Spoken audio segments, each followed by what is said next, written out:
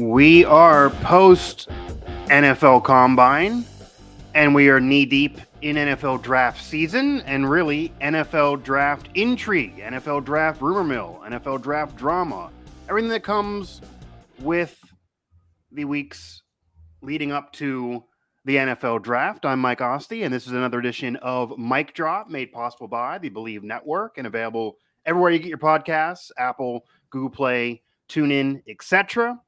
And I am going to be talking about the NFL draft on this show. Again, it is NFL draft season. I just covered the NFL Combine. I'm back from Indianapolis, and I enjoyed some steak, some deep dish pizza, talking to some NFL draft picks, a record being set at the Combine, and Xavier Worthy and how fast that man is. And I'm going to have this conversation with Devin Jackson of the Philadelphia Inquirer, who actually I met at the Combine, and I had a nice recommendation from a colleague of mine, from Nick Farabaugh, who's been on this show and I work with throughout the Sports Now family of networks and in the Pittsburgh media market, to have Devin on and talk some NFL draft. So I'm going to listen to Nick. It's a good recommendation to have from Nick Farabaugh. So Devin, I appreciate you taking the time. As I told you off the air, I really enjoy the blue headphones there for anybody watching this on video. And if you're not and you're just listening to the audio, you are missing out because they pop on the screen. But how you doing, man? I'm doing great, Mike. Thanks for having me on and talking some NFL draft. I've got to thank Nick as well. He's a great friend of mine, and he's all over the place. He gives great recommendations. He wants everyone he knows to meet everyone he knows. So it's always cool to be able to network and kind of in a different way when a guy wants you to meet everyone that he knows. So but great coming on, and looking forward to talking NFL draft for sure. Yeah, Nick is a great guy for sure. And it was even funny because outside of meeting you, and we've connected through social media, but that was the first time we met in person. But Nick, even with another colleague that I had met before, that I work with, that Nick's been around me when I met him before, Nick's first words when he saw me at that bar that night were, had you met Joe? Like, Joe's over there. You should talk and meet Joe. And it's like, I know Joe. I know him. We've worked together. Joe texts me for advice every day. I'm well aware of Joe, but thank you. So yeah, Nick wants everybody to make sure they do know everyone. And that's why Nick's a good guy. But going into the NFL draft now, Nick is not an NFL draft prospect. Maybe in his dreams years ago, he did play high school ball, I believe, was a lineman. But the players that can play were in Indianapolis. They were at the Combine, or at least most of the notable ones.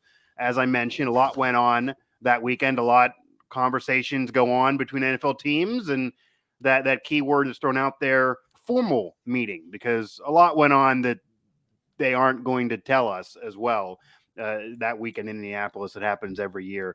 But we are going to start the place that everyone's talking about, the place everyone will start, and it's the headline, whether you like it or not. The rest of the team is very, very important, but the quarterback, that's the MVP usually if your team ends up winning. That's the position that you got to have in today's NFL. That's the straw that stirs the drink.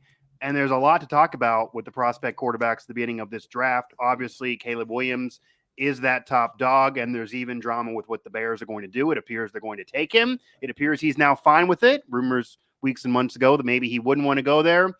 Likely means moving on from Justin Fields.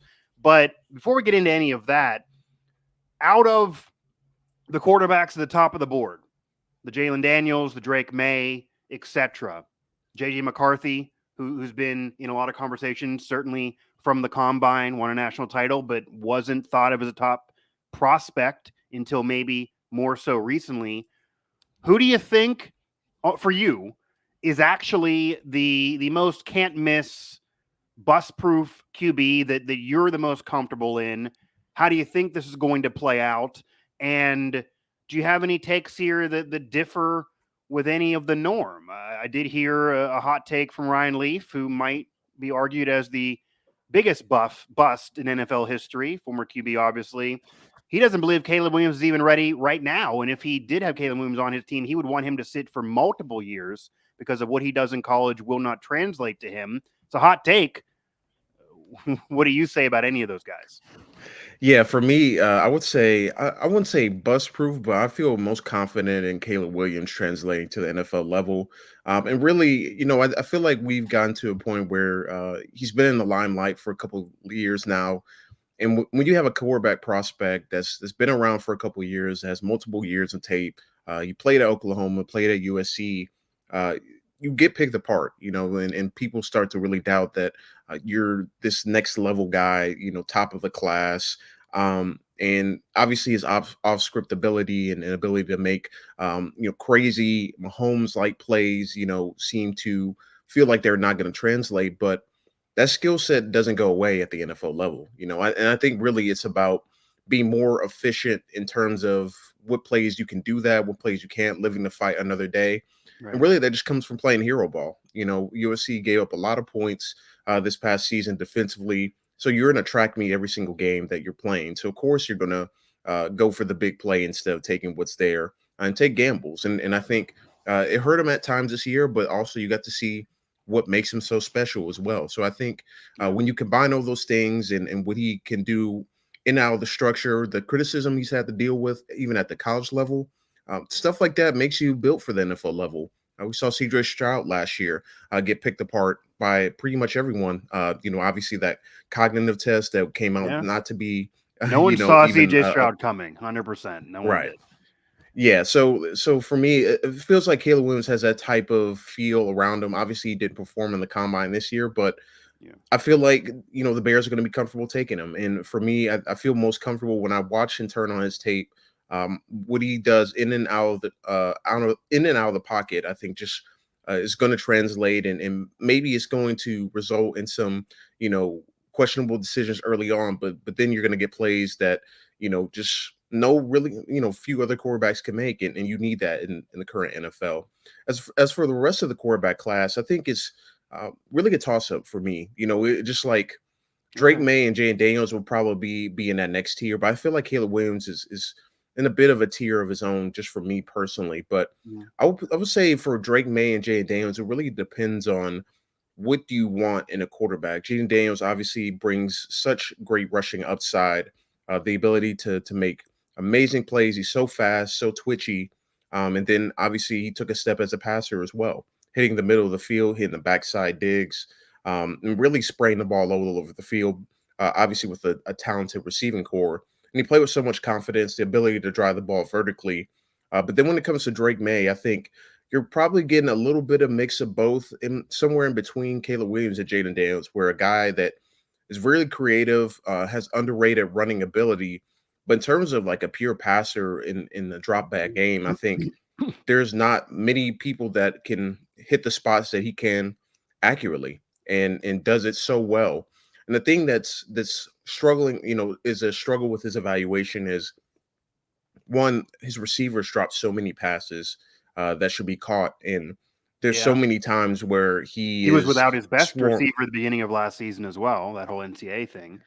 Yeah. Exactly. And he still was able to keep North Carolina's offense afloat with arguably a worse offensive line than he had last year when he really burst on the scene. So to me, I think this is such an interesting quarterback class because all these guys are battle tested. All of them have had ups and downs in their college career, which makes it feel so unique. And then you got JJ McCarthy, who really hasn't been tested. Not so much. Right. Yeah, he 30 run plays a game or in a row against Penn State, wins the national title in a Big Ten where it's not really slinging the ball across the yard. Yeah, that's why he scares me, I guess, a little bit before I let you go here. It almost feels like a little bit of the quarterbacks, the McElroy, even further back of Matt Leinart, and obviously he was much more of a passer. But those quarterbacks that are with stacked offensive lines that would give you 40 seconds, that are brick walls out there, that are stacked teams with all pros across the board that just win, that never really even have to overcome adversity or rarely have to even come back in games. And McCarthy did lose a playoff game, but outside of that, they scare me for the NFL. And there's a long lineage of those guys not working out because they're going to be put on teams in the first round that are bad. They're going to clip off losses. The O-line will usually be bad. They won't have the playmakers there. And it's such a different world than what some of the guys you mentioned have dealt with that it may take a year or two to even get used to it. And by that point, they might even get discouraged. I mean, that's what some of them have talked about that. Matt Leinart kind of talked about that it was a whole different world. It was a culture shock for him. And then once he started getting going, the coaches were already out on him. He didn't really feel it anymore. His motivation wasn't there, or was already deep in his career. and that's just it. That feels like that could be JJ McCarthy to me, but I know a lot of experts are now high on him, certainly talking to them at the combine. It seemed like his stock actually really rose, whereas maybe Drake Mays actually fell a little bit. Not that he had a bad weekend, but he wasn't discussed as much. And a lot of the conversation was JJ McCarthy. People are underrating him. He potentially could be a top 5, maybe a top 3 on this board. And I don't know for me. Yeah. Yeah, he's one of those guys that, he really has to fall in the right situation. And that's why people, when you notice like the recent mock drafts, he's sending him to teams like Denver. You're sending him to teams like Minnesota that has established play callers and have, weapons offensively. Not necessarily Denver to the degree that Minnesota has it, but Minnesota that's why there are specific teams that make sense for him. Even then, you're not going to roll them out year one. And I think, with Daniels, May, and Williams, you can run them out year one and have some success with them. McCarthy feels like more of like, needs to sit and wait to really develop and really get a feel for the offense. But those other 3 guys, to me, feel like even when things break down, they can find a way to make plays. And I think that's such an important part of the game. But for me, as it stacks up right now, I have McCarthy as my 5th quarterback. Behind Jaden Daniels. Number 1 is Caleb, Drake May, Jaden Daniels, Michael Penix, and then JJ McCarthy would be my top 5. And Michael Penix got to be mentioned too. Yeah, Michael Penix got to be mentioned too. I mean, he was throwing laser beams out there. I would say as a deep ball pure thrower, he's the guy, and there's some athleticism there as well. And it seems like his stock is just always rising and always fine. Although I did have some conversation with, I will say, an ex-offensive coordinator at the Big Ten level that I won't mention, whom not as high on Penix. So there are some that think there are holes there. We'll see. But obviously his stock seems to be fine right now. Devin Jackson of the Philadelphia Inquirer joining me here as we are talking NFL draft. Right now, quarterbacks on Mic Drop.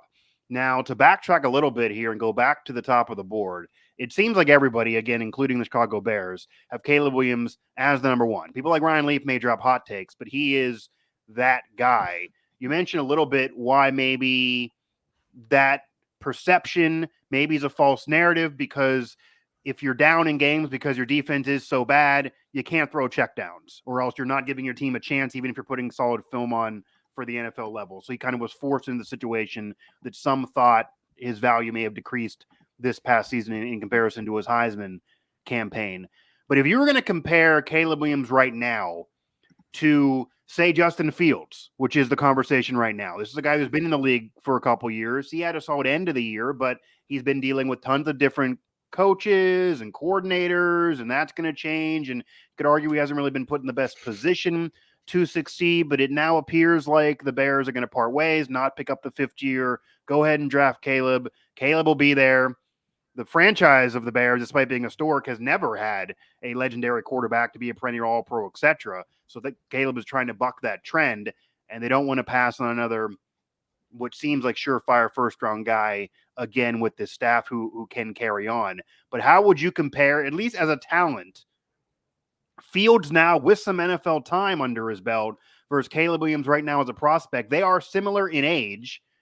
This would be first round to first round. But if you're dumping Fields for Caleb, even though Caleb's obviously going to come cheaper on the rookie clock, you got to feel like you're getting the more talented guy with the higher ceiling, or eventually this is going to be a move that'll come back to bite you. So how would you compare the two of them? Yeah, I think when Fields was coming out, and I kind of look more like, prospect to prospect, how they look coming out. I feel like Fields was just the better runner of the two. I feel like, just in terms of the dynamic, the power, just how he was able to really make defenses hurt on third downs, especially. But in terms of throwing the ball, I just think there are 2 different worlds in terms of throwers, and it feels like Caleb Williams is just different, in terms of his arm elasticity, how he's able to change arm angles, his ability to really hit any part of the field on the run, falling backwards. I mean, he's thrown all types of passes, and they seem to get to those players, especially. With Fields, it feels like he's not as confident in terms of like throwing out of structure a little bit. It's like he looks more to run, and it could be just translating to NFL game. You kind of like revert back to what you feel like is your some of your best traits or some of the best things you can do under pressure. And it felt like in those times he was trying to look to run more so than keeping his eyes up and down the field. And over time that got a little bit better, but it just there's no consistency there. And with some of the quarterbacks in kind of field skill set, when you look at Lamar Jackson, you look at Patrick Mahomes, what's really started to separate them is that when they're around chaos, they know where their outlets are and then how to draw that line between running themselves and like just getting be a distributor. And I feel like Fields never got to that point where he became a full-time distributor. He was still trying to out athlete. Sometimes he was still trying to create big plays with his legs, and really go big play hunting in general. I think that's kind of the play of the young quarterback is how do you manage like running the plays as they are, moving the ball down the field and taking the 5-6 yard gains instead of taking the 30-40 yard gains. The same thing with Caleb Williams, and I felt like he did a better job as a college prospect this year, especially with teams taking away the big play, like balancing between just taking the dump offs and taking the short plays and taking the surefire completions, because you have to chip away at defenses. And I feel like Caleb Williams started to learn that a little bit more this year. Obviously, there's still plays, especially when you're down 15, 20 points, where you got to have big plays and you got to kind of force it. So I think he's learning that balance a little bit at the college level, which I feel like Fields didn't do as good of a job of doing. So I feel like when you're looking at kind of their skill sets, you have a guy in Williams that's more of a distributor, a guy that, he can run the ball, he can use his athleticism and outside the pocket, but consistently when you see his highlights, he's trying to get the ball down the field. It's not like he's a run first type mentality. And I think that's kind of the main difference between the two. And the way that you describe Caleb Williams, and obviously this is an incredibly high bar, and I kind of do hate comps because it's unfair expectations, but you do describe Patrick Mahomes. You do describe an athletic quarterback that also can do the pocket passer thing if he has to, that'll take the check down, that can scramble to make a play, but certainly doesn't have to push it, can find a guy underneath, can dink and dunk you, but also can go over the top, can extend plays if he has to, won't make mistakes, won't try to do too much. I mean, that's Patrick Mahomes now. It kind of even was at the beginning of his career, really. Most quarterbacks take a while to get going. And you could argue with Fields to his defense, I'm sure some would say, certainly Bears fans that want to move on, or meaning move on and keep Fields and move on to this, to what they're doing now, that he could get better at all of that. Because those were what you're saying about Fields now was a criticism of Lamar Jackson early in his career. And he's certainly become a 2-time MVP. He's done a lot more with his arm. He bucks the trend at just being an athlete. Maybe Fields is still clinging to that. So you don't know where they could go, but money is involved here, and Fields is going to be way more expensive. So I think that's why this is an easy decision for you, though. And it sounds like the answer is yes to this question. But if money was not a thing and the NFL did not have these rules and say this was just pure on player to player, doesn't matter, and you had Fields a couple years in, Caleb is sitting there, you're at 1. Do you like the disparity enough as a prospect that you would still take Caleb and dump Fields for whatever trade you can, regardless of this 5th-year thing? Yeah, I think so. And I really it's such a tough discussion to have because obviously you put in resources, you traded up for Justin Fields as a Bears, and you put resources in it. But I kind of look at some of the other things that have happened over the last couple of years, even in that same draft class. Obviously, the Jets, you look at them, they're looking to move on from Zach Wilson. 49ers moved on from Trey Lance after a couple seasons. So we're at a point in quarterback evaluation and quarterback patience, which is at an all-time low. Everyone wants kind of the 100%. Instant. It's at an instant. They want that instant starter, instant star, and just based on the way the NFL is moving, it feels like they have to do this. Even though they have the 5th-year option, they have the ability to bring him back for another year. It just feels like got to pay him more. That's part of the problem. You got to pay him, 1, and then 2, the confidence in him just isn't the same. The same regime is not in there that brought him in. I think it just feels like they want a fresh start and reset the quarterback clock. And they're going to try to facilitate a trade. I think that he wants to do, and it feels like they want to work with him to do so. But it feels like the time is now to move on from him and start the new regime with Caleb Williams. And depending on where he goes and where he ends up, it honestly could be the best thing for him too. Again, the history is not on the sides of the Bears developing somebody nor this staff. He might need to be in a different situation, and whether this is good or bad for Caleb in Chicago, it doesn't appear that the DC thing and the Cam Andrews trying to conspire to get him is going to work. The Bears got to take him. They got to reset the clock, and it might even be the best thing for Justin Fields to move on and try somewhere new. Again, Devin Jackson here, Philadelphia Inquirer, as we're talking draft here on Mic Drop. As we move off the quarterbacks a little bit, as that's going to be a conversation that just never dies out, and a lot more intrigue this year than in past years, to be honest with you, because you have teams with a very quick leash and then so many quarterbacks that are potential prospects people really believe in. You have Caleb there at the top. You have the intrigue situation with the Bears and their drama. And as you mentioned, teams are not waiting around any longer. So anyone dropping a comment that this guy got to sit for 1 or 2 years, that's it. You only really get 1 or 2 years, or maybe 1.5 or 2 at the most. That's the whole Kenny Pickett conversation in Pittsburgh where I'm sitting, that people are kind of already out on him. You could argue it's only been 1.5 years, now only a game or so with the coordinator that's not Matt Canada. Do you keep on trying? Do you say you're out? He was the only first-round quarterback in that draft. So that's a whole conversation that maybe we'll get into here at the end of the show, and I get your takes on it. But to move off the QBs here, still talking draft, Marvin Harrison Jr. is that other non-quarterback that some are saying is the best overall prospect in this draft who's not a quarterback. And receiver is a position that right away you can have a significant impact. You don't usually have to wait around no matter what system or wherever you are. Obviously, he has the last name that people are going to be aware of. Obviously, he was at a program that people are going to be watching and are well aware of. But it's a very polarizing conversation when it comes to Marvin Harrison Jr. because there are some that think, okay, this is the guy that's not a QB. And then there are others that bring up, if it wasn't for his last name and where he played college ball, he wouldn't be that kind of prospect. There are other talented receivers. The receiver class is incredibly deep, and it is. And Xavier Worthy, as I mentioned, became the fastest man ever at the combine in Indy just a few days ago as we're speaking. So if he can catch the ball and he was at a big-time program, maybe you look in his direction instead of Marvin Harrison Jr. or to many other players. Where are you on the Marvin Harrison Jr. conversation, and what do you think is going to happen for him? Yeah, for me, he's a top receiver in the class, and to me, he's one of the top prospects overall, regardless of positions. Okay. Obviously, quarterbacks dominate the talk, but for me, the really changed the, I don't want to say change, but what really solidified it for me is I went to the Georgia-Ohio State college football playoff in his sophomore year, Georgia versus Ohio State.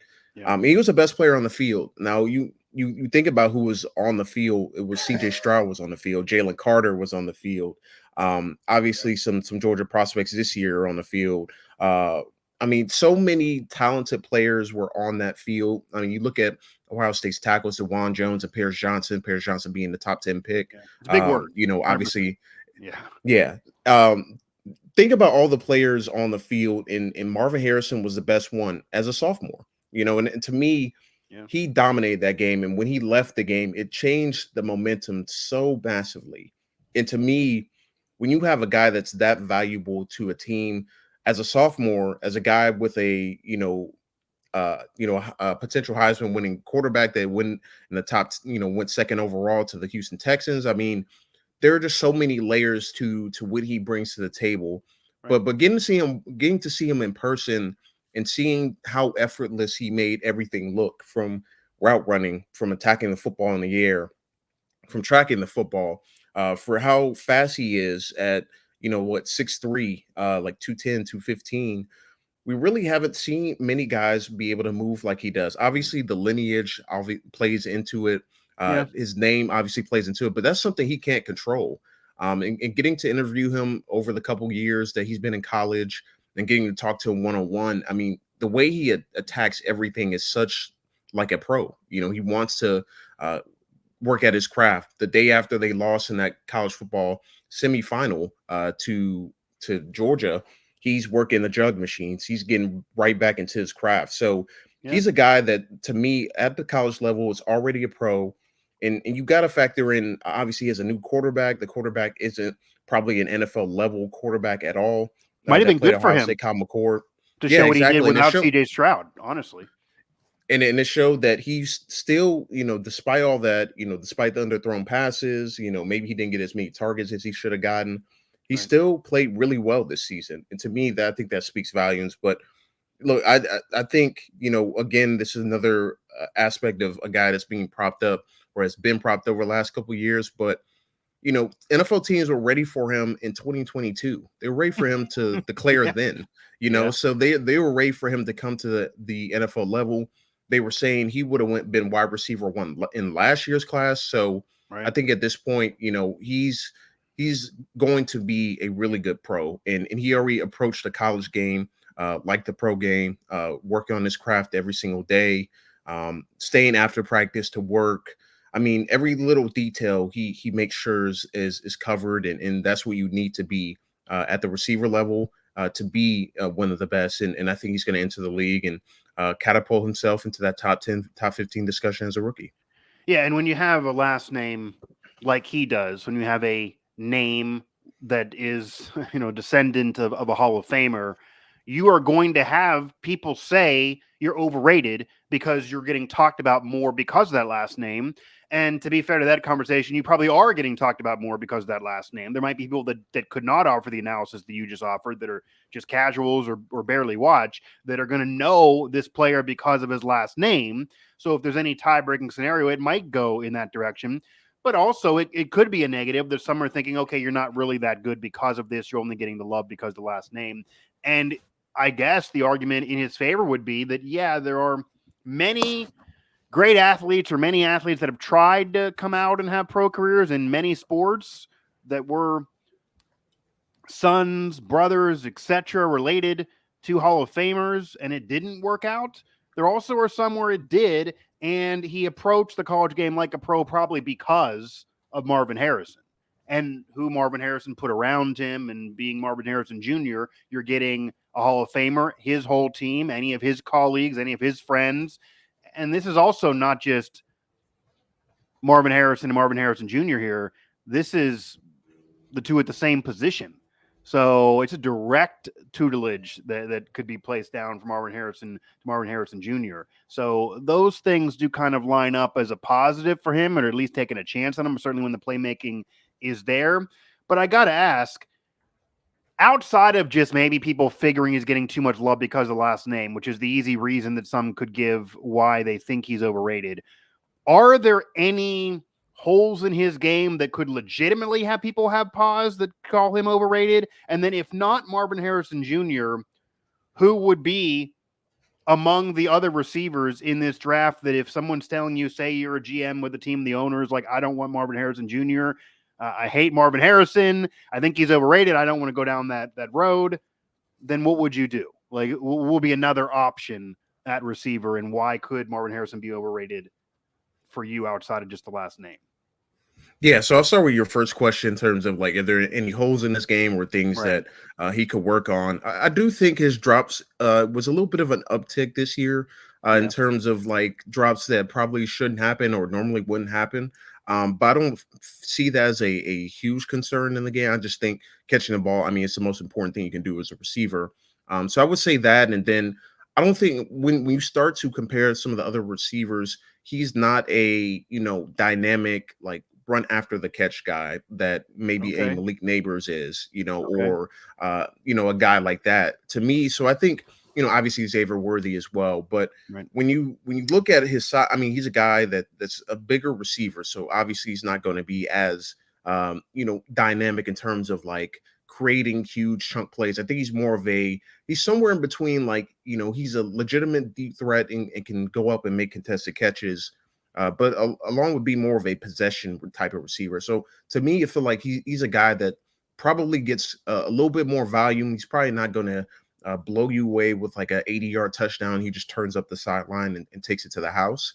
But I do think, he's strong receiver, can handle press coverage. And really, when you ask him to do the things before the catch, I think he's the best at it in this class, like doing anything before the catch, Okay. whether setting up routes and being able to break the cushion of defensive backs. But when you look at like after the catch, that's where I think a guy like Malik Neighbors has entered the conversation.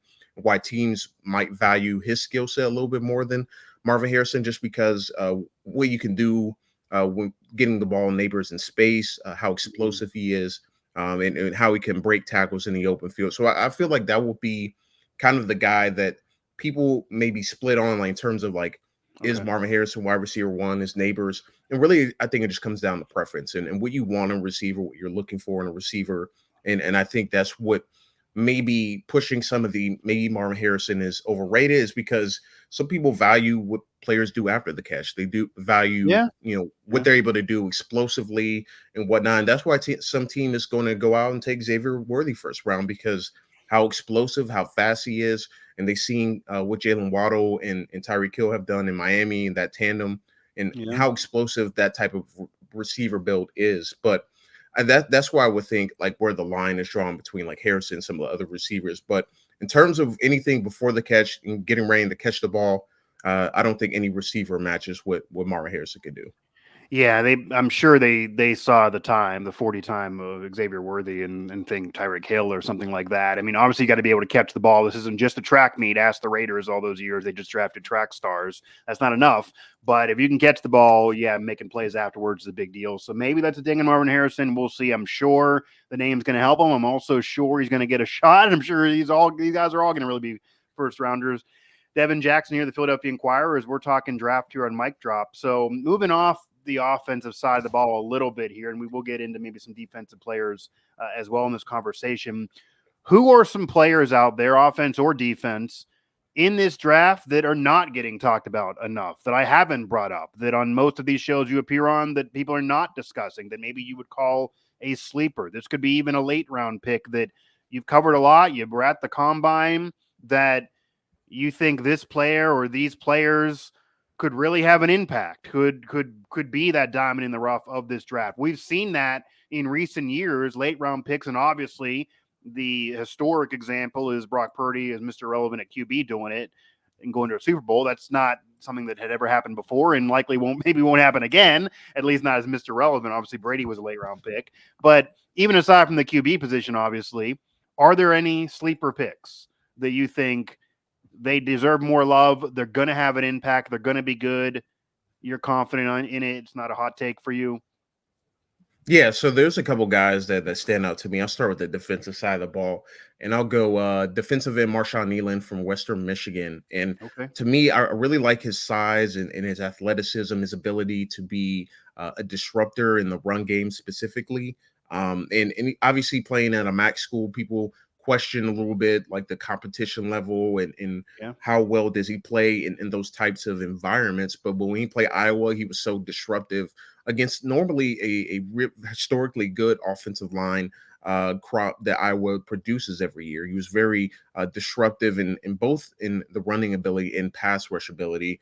And then when he went down to the Senior Bowl, he had a lot of good reps against some really, really good tackles. Just how explosive his lower body is, how powerful his hands are. I'm getting to talk to him at the combine podium. He's a guy that understands that people are going to question the competition level and what he can do against a bigger, stronger, faster, quicker, twitchier offensive lineman. But to me, I feel like the sky is the limit for what he can bring to the table. He's still, just scratching the surface as a pass rusher. But to me, I feel like he's going to be a really good run defender early on in his career and really be able to push the pocket with his strong hands and power. So he's a guy to me that will translate both in both of those aspects. And as he continues to develop, I feel pretty good about him, churning out a really good and long career as a guy that can start as your defensive end in about a year or two once he really adjusts to the NFL game. So he's one guy for me. I'll go to safety and Dadrian Taylor Demerson from Texas Tech. To me, he's a guy that really has not been talked about much in a safety class, that doesn't really have a true top guy. A lot of people are like, is it Cameron Kinchins from Miami? Is it Jaden Hicks from Washington State? Is it Tyler Nubin from Minnesota? But to me, I think you really get value in the third and fourth round, especially for safeties. And that's where you can find a lot of starters, a lot of guys that, may not have the, high end, Yeah. speed, athleticism, but safety is a position that you got to be instinctual. You have to be really smart on the back end, and you have to know when to take chances. And Demerson, to me, he really displays all those things. He didn't blow up the combine with his speed and athleticism, but he's a guy that has played all over the place. From one high safety to in the box to as a two high guy, as a nickel. So to me, I think he's going to find a role in an NFL squad, whether it's at nickel, whether it's at safety, whether it's as a dime linebacker. I think you really have a wide range of things that you can do with him and for his skill set to translate. So he's another guy for me defensively that just makes a lot of sense in terms of what he brings to the table and just how good he is, tackling in open space and covering down the field. So that would be the two defensive guys for me. And then I'll just go one offensive guy here.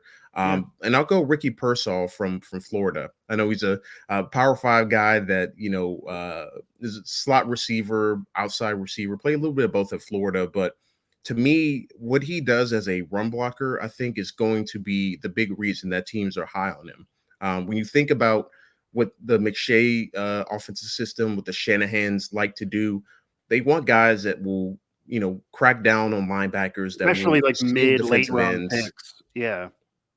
that will be able to do the dirty work and then still be able to catch the ball in the middle of the field, be reliable, get open down the field. I don't think he's going to be some all pro type of receiver, but I feel pretty confident in that he's going to find a long career and find his ability to crack the starting lineup as a rookie, just because his willingness to block, his ability to get open, understanding how to find soft coverages, and be able to sit in holes in zone coverage specifically.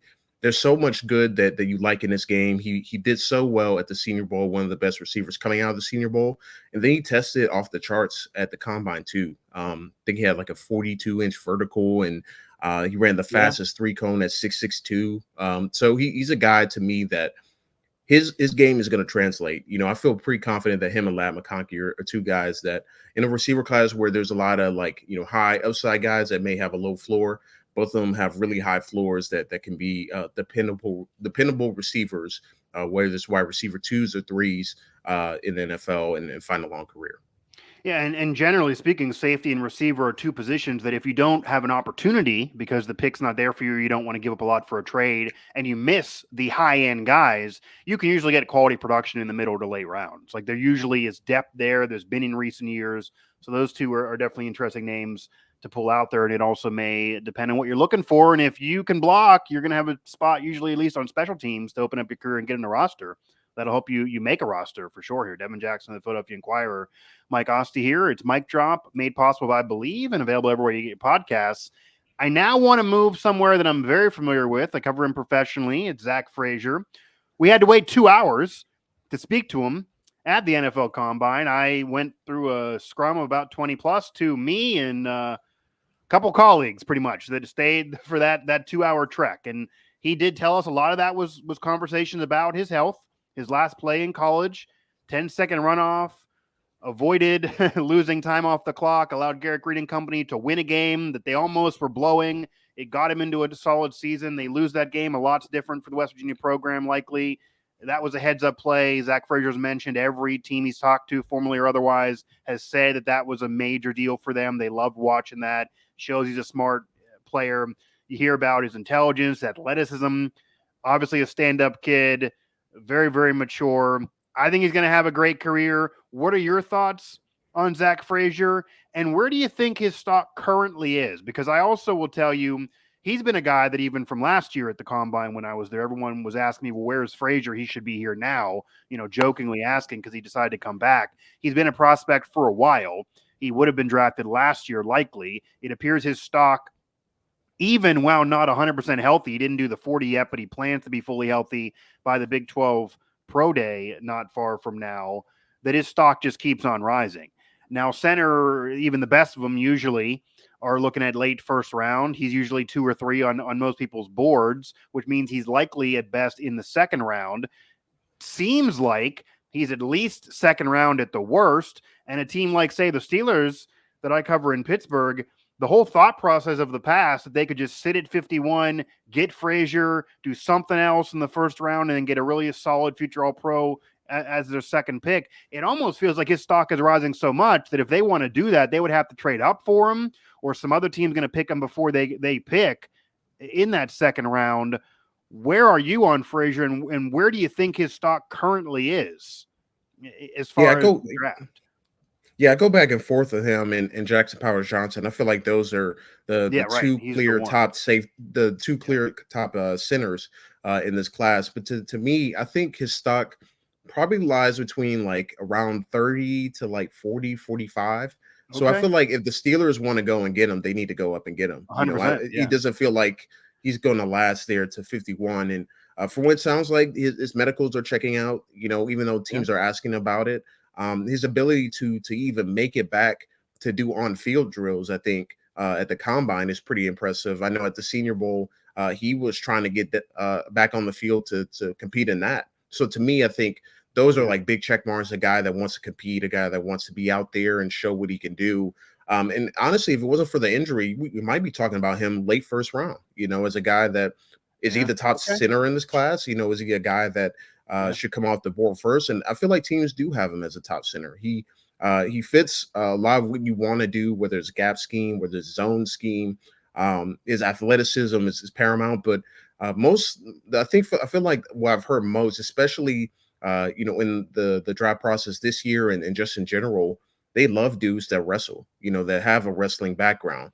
And he state champion, exactly and excelled at wrestling as well. Didn't just wrestle. Yeah. So I feel like that's been the big talking point, especially among offensive line. You want guys that know how to get low with their leverage, can work to reset their hands, and really, and I talked to and this is like a side thing, but I talked to Peyton Wilson, and it's the same thing. He wrestled in high school too, and he was another guy that talked about how wrestling is so important in the game of football and what they do. But Frazier, to me, he's so awesome in terms of his football intellect. You watch him on film, he's covering up multiple guys' mistakes. Like he's blocking 2 dudes at once. He's blocking multiple people on the same play. I remember watching him before the 2022 season, and he probably would have been a sophomore. I was going to say, especially back then. Yeah. But he was throwing around Siaki Ika, and that guy is like 360, 370 pounds, and he's just tossing them to the ground. So the lower body strength, the ability to root out defenders, I mean, everything you want in a center prospect. And you think about where the centers have gone lately, like Tyler Linderbaum went in the first round for the Ravens. I think about John Michael Schmitz last year, who a lot of people liked. I want to say he went 37 or 38 to the Giants. So it feels like that late first, like early to mid second round is where his stock lies, and where a team can select him and have a guy that is there for to be a decade-long starter. Yeah, he's very mature as well, very intelligent, very athletic. These are traits that you definitely would want in your center. That's a position that you're looking to draft a guy to be there for the next 5, 10, decade long. This isn't like a 1 or 2 year experiment, like a quarterback you tried for a couple of years and you try again. No, you want the center to be the guy that's there for a long time and even help the quarterback, be able to learn protections really quick. Maybe he's dealing with an inexperienced QB, a quarterback that needs to prove a lot still that's young, like if, say, the Steelers would take him and he joins Kenny Pickett and would do the backyard brawl thing. Or if he is, say, with the Bears, who talk to him a lot and they do move on from Fields, or even if he's there and it's him and Caleb Williams, you need him to be able to do something with a young quarterback as well and learn those protections. So I think his intelligence is a big deal. Now, no one's perfect. And I try to ask everybody this who comes on to talk Frazier, because everyone just waxes poetic about Frazier. Just personally, as a player, there's no one really who doesn't like him. And you could even add what I asked him at the combine, and I do think is a feather in his cap. But you mentioned what he did a couple years ago and watching him on film. I don't even know if everyone's fully aware of this, but he dealt with such a unique quarterback smorgasbord in college, I'll say, that I think is a major benefit for him. he dealt with Jared Diggy, JT Daniels, and Garrett Green. And that's just the last couple years. 3 different type of quarterbacks, way different type of quarterbacks. And you're going from pocket passers to guys who can't move out of the pocket to air raid style to Garrett Green that's kind of drawn it up in his backyard and can scramble and sometimes, audible when no one's ready for him. And that, I think, is a major coup for Zach Frazier. You can plug him anywhere, and he's dealt with that QB and that style before. But my question to you then would be, what could be something about Frazier that would hold him back? Like, what is a negative for Zach Frazier that would give you pause, that would make you have him as your number 2? Some even I've seen have him as the number 3 center, which then I would feel like is lower than the majority. But no one's perfect. What could be a criticism of Frazier or could hold him up from being a future All-Pro? Yeah, I think the center evaluation has changed so much, especially with Jason Kelsey. Obviously, he just retired, but Right. everyone wants a guy that can like pull out in front of your running back and have that type of athleticism where you can put him basically all over the field, like be your lead blocker, be a guy that leads out on screens and things like that. And to me, it feels like while Frazier, he has the athleticism, he has that ability to do those things. I don't think that's necessarily a strength of his. He's a guy that to me is going to get the job done, at any means necessary. And it may not be the most flashiest. And really, to me, I think he's more of a blue collar type of prospect that he just goes out and does his job or he does the best that he can. And to me, I think, maybe his arms are a little bit smaller than, some of the elite centers. And obviously, arm length is one of the biggest things to me that, can sometimes be overblown in prospects. But, things like that, like, him being able to reset his hands and get underneath players, I think makes such a huge difference. But you're not going to be able to do that to everyone. So I think it's being able to translate some of that wrestling background into, what he can do at the NFL level. And things happen so quickly at the NFL level, a little bit quicker. So I think, adjusting to the NFL game, I think it's going to take him a little bit. I don't think he's like some athletic specimen that you typically see, like a first round center go, like obviously like a Linderbaum, and then, Jackson Powers Johnson is getting some love there as well. Right. So I think that might be the only thing that people may see is like, he's not, what's the quote unquote sexy pick or the guy that has all those highlights that maybe some of his other people do, they at the same position. And I think that, that kind of discussion kind of drives those things. Does he have like, amazing play? To me, you really have to enjoy offensive line play to watch and respect what he does. And it's hard to evaluate. You don't have stats. You don't have. It's hard to watch that film unless you maybe played the position before or watched that film for a while. 100%. Yeah, so it's not other linemen. Yeah. Yeah, so I think the narrative around him is like it's not the flashiest film that you're going to see there. But to me, like if you get the job done, that's really all that matters. You don't have to drive a guy through the ground every single play, and you don't have to like completely block him fully. As long as you get a piece of him and create that seam, that's really all that matters. So I think that's what the discussion around him is like, all right, but JPJ does this and say, he pulls out in front of, the running back and he, cleans a safety 20, 25 yards down the field. Maybe Graham Barton is getting some love too as a guy that played left tackle, play center early in his career. And the same thing, like he has more of those like wow plays, like, can play all over the line. But to me, I think when it comes to just center position, especially, you got to be able to have that down and down consistency and have that strong lower half and strong anchor. And I feel like he checks all the boxes, which, I think a team is going to be really happy getting him, regardless of, if you had JPJ or Graham Barton ahead of him. I think Frazier has a chance to be all pro sooner than those other guys. Yeah, I don't think there's any team that selects Zach Frazier that's going to sit there and say, I'm disappointed or I'm upset with this pick. He's going to definitely show up, be mature, and put his head down and do some work and act like a pro. He's kind of been a pro already. And I do think he's kind of bust proof. Whether he ends up in Canton someday is a whole nother conversation. I will tell you, Nick brought up the arm length as well. That's seemingly what I do normally get if you're going to have a negative of Zach Frazier. And anyone can also watch film, and it's probably hard to evaluate these centers because anybody can look at the tape and say, well, all of these guys aren't bungling snaps. All of these guys get it to the QB. All of these guys, block and win their one-on-ones.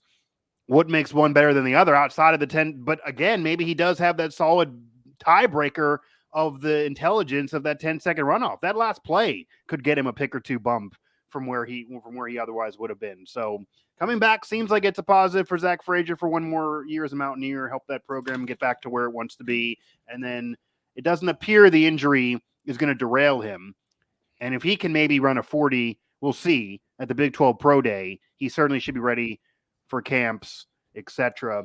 Now, moving around the docket here of what we covered locally, especially throughout the Sports Now family networks that I'm a part of, I do want to ask you about Chop Robinson. So he's somebody obviously from Penn State. He was in a lot of conversation at the Combine. Has a cool nickname, really, really talented, made a lot of big plays in college. What are your thoughts on Chop Robinson and him as a prospect? Yeah, he has one of the quickest first steps that I've seen doing evaluation. Just how he gets off the football, how fast he gets off the football, how explosive he is. It can't be overstated. I mean, it just it's hard to stop his speed rush, and Right. really, I think that's where kind of the conversation starts and ends. I think he's a guy to me that is a bit of a project right now in terms of rounding out his game. I do think he got marginally better as a run defender, but he's still not much of a factor there. Or wasn't much of a factor there at Penn State.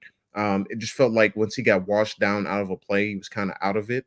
And when he's not really able to use that speed to his advantage, he's not as an effective pass rusher. He's still effective, but he's not a guy yet that has that second or third move just yet as a pass rusher.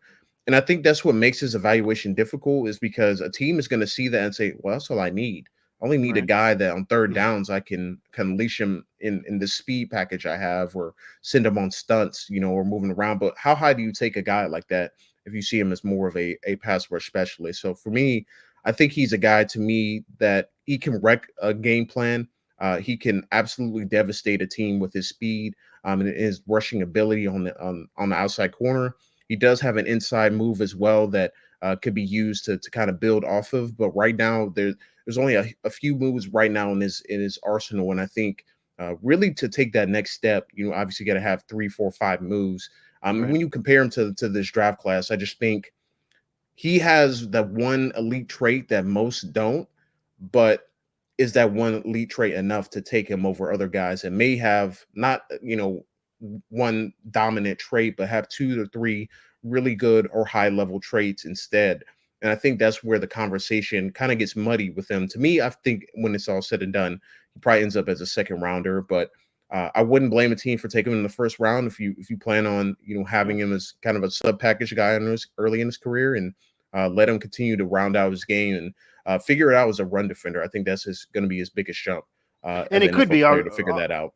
Obviously, he wants as much money as he can and be as high of a pick as he can get. But if you go in the second round, he might be put in a better situation, better system. Even if it is early second round and maybe those teams are still struggling teams right now, he might be picked by a team. You'd imagine somebody who is taking him would feel like he would fit right in for them, and that could maybe send him on an all-pro career quicker than if he was just best available, teams forced to take him because everyone else is off the board, and then you go ahead and plug him in there.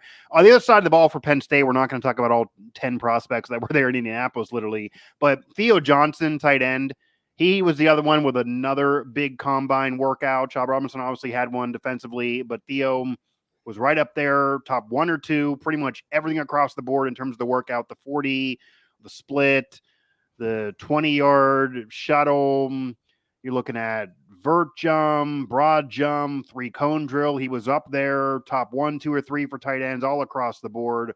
What are your thoughts on him? He did come out of a system that, Pat Freiermuth played tight end there at Penn State. Usually, at least as pass catchers, it's not really a program that generates guaranteed NFL success. You had players like, say, Mitchell Tinsley last year. He a big guy in numbers at Western Kentucky, goes to Penn State. Obviously a bigger deal, but couldn't put hardly any numbers up. Not really a pass-first offense, even though it can get explosive at times. Again, Freiermuth had success at Penn State and then in the NFL. But where is Theo Johnson for you? What did his combine do for you for him, because it seemed like that really picked up the pace on conversation around him that maybe wouldn't have been there otherwise. Yeah, I've been a big fan of Theo Johnson, even going back to during the season. And to me, you always saw little blips of what he could be just in the small sample size you get in him getting the ball at Penn State this past Yeah. year. Obviously, I mean, he had career highs and everything, but it's still not comparable to what top prospects That's what typically I mean. have at tight end. Yeah. Right. So for me, the combine really didn't do much because I saw a lot of what he did in athleticism wise and what he can do as a route runner, especially on his tape, but he just didn't get the ball. You know, I think that's the big thing is like he's open downfield, he's open over the middle of the field. Yeah. And Like you the wouldn't ball just advise him never to go there. Like, why are tight ends keep going there? Nothing right. against Penn But State. I will say the one thing that probably is going to help him most in his transition is in the blocking department. I think he really took a step forward as a blocker, especially him and Tyler Warren really did a nice job in tandem together. And I think that's what the kind of the silver lining in all this is that we know what he's a former receiver, so he knows how to get open, knows how to run these routes, etc.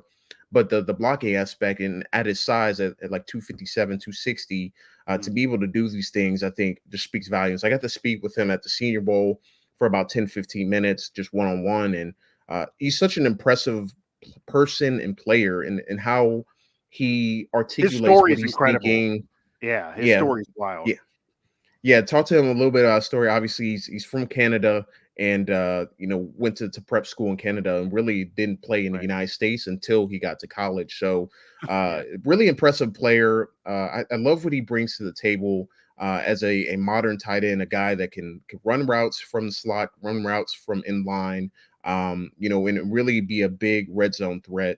Especially at the NFL level. But to me, the combine just really solidified what you see on his film is a guy that's extremely athletic and extremely underutilized. And obviously we've seen, obviously like the George Kittles of the world and the Iowa tight ends kind of go through something similar, where you don't necessarily have the college stats to show maybe you're going to be a dynamic player, but you can go on and have a really good career. And I think Theo Johnson is, when I look at him and Britton Strange, who went in the second round last year, I feel like Theo Johnson is the better player, between the two. And I like Britton Strange, but I feel like Theo Johnson is like that rare athlete you get at the position that can do so many things well, especially in line as a blocker. That I feel like that combine, performance really show what Penn State does in general in terms of creating these freak athletes, but also just his ability to be an athlete on the NFL field, and teams are going to love what he brings to the table. Yeah, I think Theo Johnson also impressed a little bit more combine to combine this year versus last year as a pure athlete, which is big if you're comparing him with Bretton Strange. Not that Strange is not. And yeah, you're not going to put up the gaudy numbers, but if you really look at the film, there's a great player that's hidden in there. Certainly that story is maybe why I didn't know about Penn State not being a tight end factor, or at least a pass catcher factor. Yeah, Frymuth was there. So it looks like he definitely has a spot somewhere for sure. And if you can block, that's going to be key because unless you're Gronk, you're going to need to block. You can't just come out there and say, I'm pretty much just a pass catcher as a tight end. So having the ability already, not having to learn it, like say Frymuth did, he had to kind of do more blocking once he got to the league. It's something that he's already ready to get done in Theo Johnson there. So Devin Jackson from the Philadelphia Inquirer, I appreciate you joining me, man, for sure. I'm going to get you out of here in a second, but just number one, if you have any hot take that you want to drop about the draft, you're welcome to do so before we let you go here. And then, are there any teams, because there's always an NFL team every year, that no matter what anybody says they should do or what makes sense, or even talking player versus player prospect wise, this team just throws a monkey wrench in and gets really wild. If you remember years ago, Vikings draft Christian Ponder. People were talking about third round QB and they're saying, nah, this is our guy. We're going to totally screw up the whole quarterback board. Or basically what the Raiders have done over the years a bunch of times. Even rumors the Raiders are in on Fields, that they might be the dark horse team behind the Falcons, or if you believe the Steelers rumors, which I don't, that maybe the Raiders would make that move. And if they trade for Fields, that would really change a lot of things up that people weren't expecting. And And who knows? And Cousins could end up with the Falcons or back to Minnesota. That could change a lot of things too. Is there a team for you that people got to watch that this team could really move and just totally disturb the whole national narrative and upset the apple cart, and any other phrases you want to throw out there that would surprise people, that could really have other teams sitting back saying, damn, I wasn't expecting that. That ruins my whole plan. Yeah, I look at the teams in the teens specifically, and I would say that the Saints are a team to watch for me, Okay. as a trade up candidate.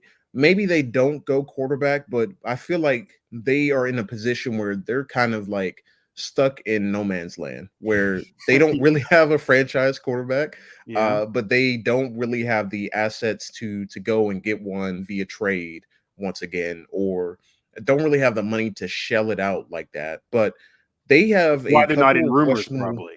Yeah. Right. So they have a lot of questionable like decisions to make here.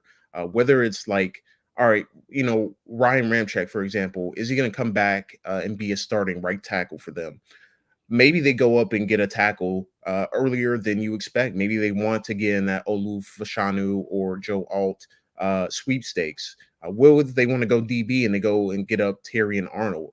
So it feels like a team like that where like you're kind of stuck in the middle of the road. You don't really have, the guy, but you have to pay, like a Derek Carr, exorbitant amount of money to be your quarterback, but you really don't believe in him. I would not be surprised if they made a big swing. They tried to make a big swing back in 2017 and got leapfrogged by the Chiefs to get Patrick Mahomes. So I'm not saying this is a similar situation, but it feels like they're a team that they have to do something. And they don't really don't have a tackle of the future per se. They took Trevor Penning a couple years ago, and he really hasn't turned out to amount anything. Marshawn Lattimore could be on the trading block for them as a guy they don't want to pay again. Running back could be another area of need for them if Alvin Kamara doesn't make sense for them going forward. So they have a lot of question marks. Michael Thomas, same thing.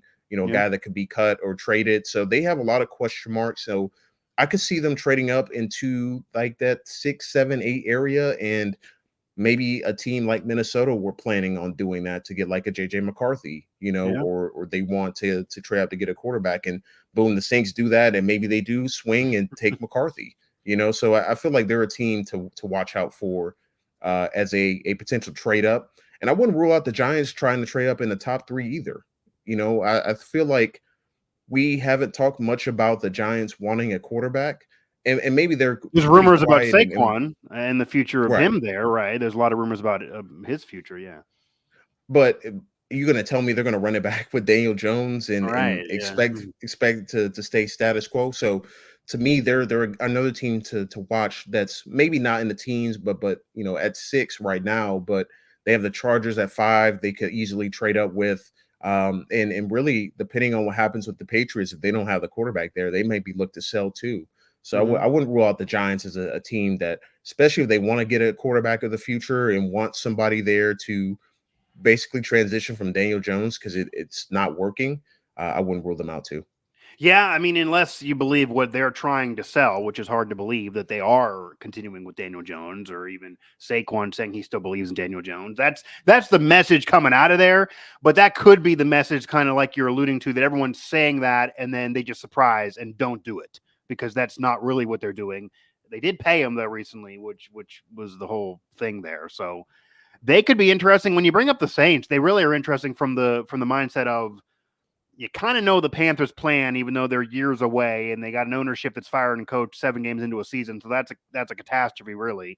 You got the Buccaneers who make the playoffs, bringing Baker back, bringing Mike Evans back. All that makes tons of sense for them. They should be the division favorite again. But outside of those conversations, you look at Atlanta. If they don't get Cousins, they're probably years away as well. The door is open there in that division. That if the Falcons don't get Cousins, they don't get Fields, and they just got how they are, basically you're looking at the Bucs locking it up already with a 9-win season to win the division. So if you maybe think you can do something to speed that clock up for yourself, and the door is open. So maybe they would finally do something. Devin, I appreciate the time. It'll all be very, very interesting. We'll be looking out for it. And maybe I'll be talking to you again here, when the dust has settled and all of these moves have been made one way or the other. Yeah, for sure. Thanks for having me on, Mike. And, great talking with you. And as always, just let me know if you want to have me back on. I'd be happy to accommodate. Absolutely, man. All right, Devin Jackson from the Philadelphia Inquirer. I'll definitely be talking to you and hitting you up, man. Have a good day. You too. Devin Jackson from the Philadelphia Inquirer there. Did meet him at the Combine. I heard he was a fantastic draft analyst. To have him on Talks and Draft here on Mic Drop. That was exactly what Nick said. You got to have Devin on Mic Drop after Nick's been on recently and knows all about the show and where this show is going. So wanted to do it, wanted to oblige, and I was happy I did because that was a great conversation with Devin Jackson here, talking quarterback, talking Marvin Harrison Jr., talking Zach Frazier, the Penn State prospects, Chad Robinson, Theo Johnson, some teams that could surprise, some players that could be sleepers, some drama involved with the NFL draft. We talked about it all. Make sure to find this and every episode of Mic Drop here, made possible by the Believe Network. So you can find it on the Believe Network platforms, as well as everywhere you get podcasts, Apple Podcasts, TuneIn, Google Play, etc. Available video, available audio, available everywhere in your ears. And more draft conversation, more draft drama is still yet to come. So maybe more conversations and shows like this before the draft actually gets underway, when we keep on knowing more and more. We're still before pro days. There's still time, folks. But certainly after the draft, we'll have to have Devin back on to kind of go over his takes here and see where he ended up being in terms of accuracy of what actually happened in the draft. Maybe he'll come back on, we'll get a different Devin, and he'll be angry and say everyone just missed, because those are always the most fun. But again, thanks to Devin Jackson of the Philadelphia Inquirer. Again, this has been another episode of Mic Drop here on the Believe Network. I'm Mike Asti, and you can find me at Mike Asti 11 all through social media.